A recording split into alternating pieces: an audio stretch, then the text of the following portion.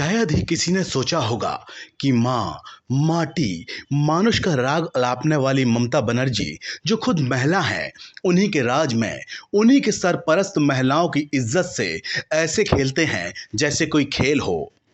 जब चाहा, जहां चाहा, जैसे चाहा खेला और मन भर गया तो छोड़ दिया।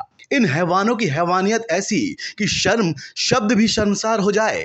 लेकिन उन गुनहगारों पर कार्रवाई के बजाय ममता बनर्जी, उनकी पार्टी और उनके नेता इस पर भी राजनीति करने से बाज नहीं आ रहे। कल तक पश्चिम बंगाल के संदेश खाली को कोई जानता तक नहीं था, लेकिन यह जमीन और जोरू से जबरदस्ती ने संदेश खाली को रातों रात पश्चिम बंगाल ही नहीं देश भर में चर्चित कर दिया।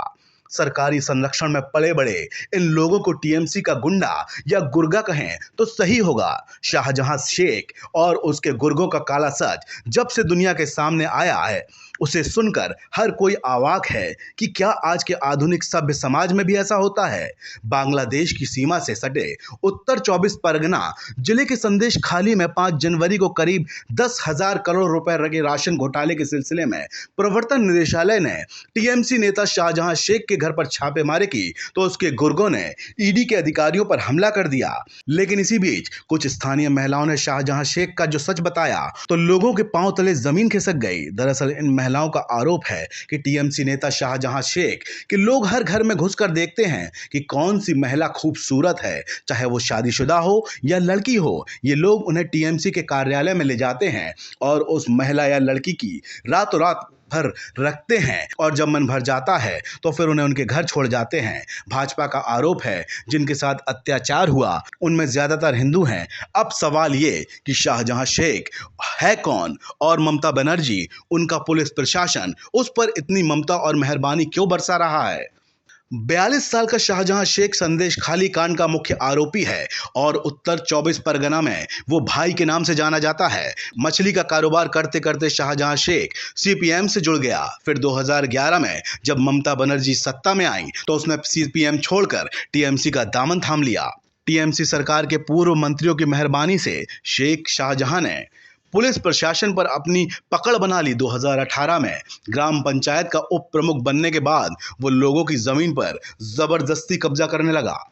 वैसे भी संदेश खाली बांग्लादेश से सटा है और ममता बनर्जी जिस तरह के तुष्टीकरण की राजनीति करती हैं, उसमें शाहजहां शेख जैसे लोगों की कितनी अहमियत है, इसे समझना और समझाना कतई मुश्किल नहीं। तभी तो टीएमसी का एक गुंडा शाहजहां शेख 5 जनवरी से फरार है और ममता की पुलिस उसे ढूंढ ही नहीं पा रही। इस बीच संदेश खाली का मामला अब सुप्रीम कोर्ट तक पहुंच गया है। दरअसल पश्चिम बंगाल का सियासी समीकरण ऐसा है जिसे नजरअंदाज नहीं किया जा सकता। जहां तक बात संदेश खाली की है तो यहां मुस्लिम आबादी करीब 70% से ज्यादा है और ये इलाका जिस उत्तर 24 परगना जिले में आता है वहां भी मुस्लिम 26% हैं।